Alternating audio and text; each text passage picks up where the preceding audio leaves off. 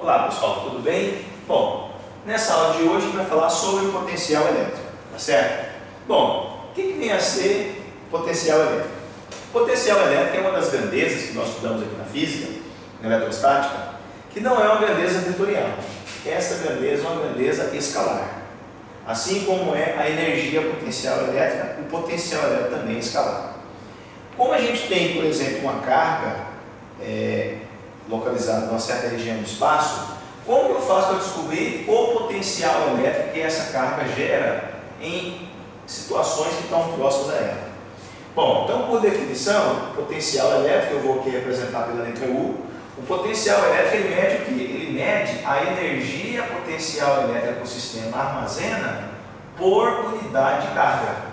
Então essa aqui é a expressão que a gente usa para encontrar o quê? O potencial elétrico no sistema armazena. Bom, nessa expressão aqui, a energia potencial elétrica tem como unidade oficial o Joule, a quantidade de carga tem como unidade oficial o Coulomb, e a unidade oficial do potencial elétrico é o volts, certo? É o volts.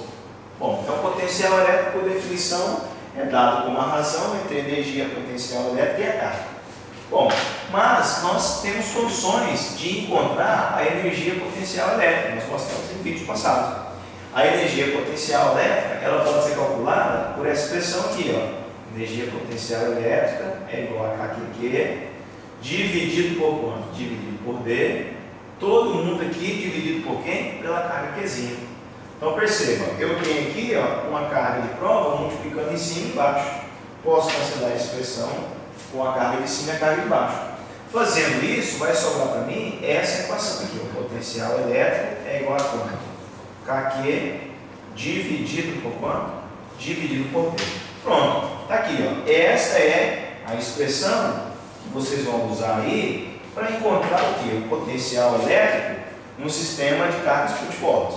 Nessa expressão, a letra K representa o que? A constante eletrostática do meio.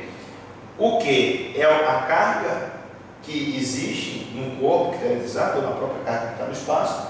E o D é a distância do ponto em questão. Vale a pena ressaltar o seguinte, como essa grandeza é uma grandeza escalar, ela pode ser positiva ou pode ser negativa. Então o sinal do potencial elétrico vai depender diretamente de quem? Da carga. Então se eu tiver uma carga positiva, o potencial elétrico é positivo. Se eu tiver uma carga negativa, o potencial elétrico é negativo. Tendo em vista que a constante e a distância sempre são o quê? Positivas. Então, por exemplo, imagine que nós tenhamos um sistema no espaço, onde eu tenha, por exemplo, 3 cargas em diferentes posições. Por exemplo, eu tenho uma carga aqui 1, uma carga aqui 2, aqui uma carga aqui 3 e outras cargas. E aí nas imediações desse sistema aqui, com 3 cargas, por exemplo, eu tenho um ponto aqui, ó, na região desse ponto B. Aí eu quero que a gente encontre um potencial elétrico resultante nesse ponto B. Bom, para isso você tem que conhecer aqui, ó, qual que é a distância da carga Q1 até esse ponto P. Vamos supor que é uma distância D1. Temos que conhecer a distância da carga Q2 ao ponto P. Vamos supor que é uma distância D2. E precisamos também conhecer a distância da carga Q3 ao ponto P. Vamos supor que seja uma distância D3.